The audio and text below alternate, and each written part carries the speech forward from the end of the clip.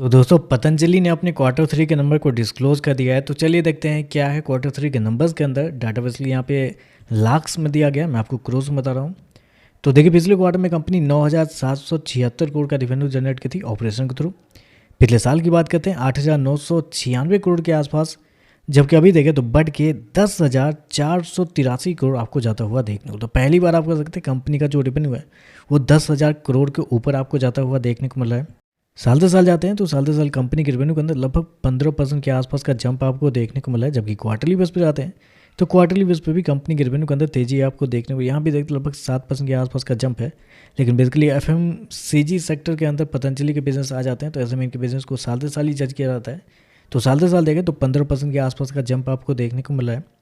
खर्चे की बात करते हैं, पिछले क्वार्टर में 9,323 करोड़ खर्च किए थे, पिछले साल 8,529 करोड़। जबकि इस क्वार्टर में देखते हैं तो कंपनी खर्चे 10,146 करोड़ आपको जाता हुआ देखने को मिला। तो खर्चे देखते हैं तो खर्चे बहुत ही ज़्यादा इस क्वार्टर में देखने को मिल रहे हैं। मतलब हमेशा होता था कि पतंजलि के नंबर अच्छे आते थे, बाकी FMCG कंपनी के नंबर थोड़े कमज़ोर भी रहते थे। लेकिन इस बार देखें तो खर्चे इतना ज़्यादा कंपनी को से देखने को मिल रहा है। स्पेशली कंपनी के अदर इनकम देखते हैं, मतलब अदर एक्सपेंस देखते हैं तो वहाँ पे आपको ज़्यादा देखने को मिल रहा है। फिर कंपनी के इन्वेंट्री के नाम पे देखें तो इस क्वार्टर में कंपनी को कम फायदे हुए हैं, 50 करोड़ के आसपास, जबकि पिछले साल 937 करोड़ के आसपास के फायदे हुए थे। तो इन्वेंट्री में पिछले साल कंपनी को काफ़ी बचत हुए थे, इस क्वार्टर में देखें तो कम बचत होते हुए देखने को मिला है। चलिए कंपनी का प्रॉफिट क्या निकलता है वो देखते हैं।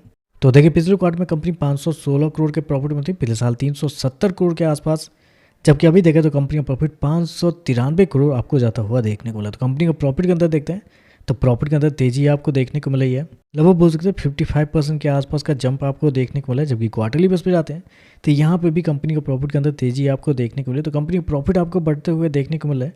लेकिन प्रॉब्लम क्या है ना कि कंपनी के प्रॉफिट बढ़ रहे हैं, लेकिन उसके पीछे का रीज़न है कंपनी के टैक्स। क्योंकि टैक्स के नाम पे देखते हैं इस क्वार्टर में 317 करोड़ कंपनी को टैक्स के नाम पे फायदे हुए हैं। डेफरल टैक्स के नाम पे कंपनी को इस क्वार्टर में 317 करोड़ वापस मिले हैं। अब जहाँ से मिले हो, गवर्नमेंट से मिले हो या जहाँ से मिले हो, तो 317 करोड़ कंपनी को वापस मिले, जिसकी वजह से कंपनी का नेट प्रॉफिट के अंदर इतना बड़ा जंप आपको देखने को मिला है। क्योंकि अगर ऑपरेटिंग प्रॉफिट देखने के लिए जाते हैं तो 491 करोड़ से गिर के 394 करोड़ आपको देखने हो। तो कंपनी का प्रॉफिट देखते हैं, ऑपरेटिंग प्रॉफिट देखते हैं, वहाँ पे 20% के आसपास की गिरावट आपको देखने को मिले। जी हाँ, रेवेन्यू आपका 15% बढ़ा है और कंपनी का प्रॉफिट 20% गिरता हुआ देखने को मिला। नेट प्रॉफिट इसलिए बढ़ा है क्योंकि टैक्स की वजह से थोड़े बहुत एडजस्टमेंट आपको देखने को मिला।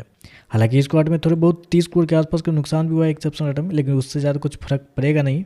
क्योंकि जब 317 करोड़ गवर्नमेंट की तरफ से आपको टैक्स ही माफ़ किया जा रहा है, टैक्स क्रेडिट किया जा रहा है, तो उसमें 30 करोड़ का कोई फ़र्क ही नहीं पड़ेगा वहाँ पे। EPS की बात करते हैं तो देखिए पिछले क्वार्टर में 4 रुपये 75 पैसे, पिछले साल 3 रुपये 41 पैसे, अभी देखें तो 5 रुपये 46 पैसे देखने को मिल रहा है। तो ओवरऑल देखा जाए तो मुझे लग रहा है कि नंबर थोड़े से कमज़ोर आपको देखने को मिला है। रेवेन्यू ठीक है, रेवेन्यू आपको बढ़ता हुआ देखने मिला, हर एक FMCG वाली कंपनी के रेवेन्यू बढ़ते ही हैं, किसी का घटते थोड़े हैं। तो रेवेन्यू में कोई दिक्कत नहीं, लेकिन प्रॉब्लम निकल के आ रही है कि कंपनी के खर्चे बहुत ज़्यादा है इस क्वार्टर में, जिसकी वजह से कंपनी के ऑपरेटिंग प्रॉफिट देखते हैं 20% के आसपास आपको गिरते हुए देखने को मिला है। जबकि आपका अदर इनकम भी देखें तो अदर इनकम भी पिछले साल के मुकाबले आपका ज़्यादा देखने को मिला है, उसके बावजूद कंपनी के ऑपरेटिंग प्रॉफिट 20% गिरा है। तो ओवरऑल देखा जाए तो मुझे लगता है थोड़े से नतीजे कमज़ोर आपको देखने को मिला है। बाकी देखते हैं मार्केट इस पर कैसे ये कहता है। वीडियो पसंद आए तो लाइक कीजिएगा, साथ में साथ चैनल को सब्सक्राइब जरूर कीजिएगा। धन्यवाद।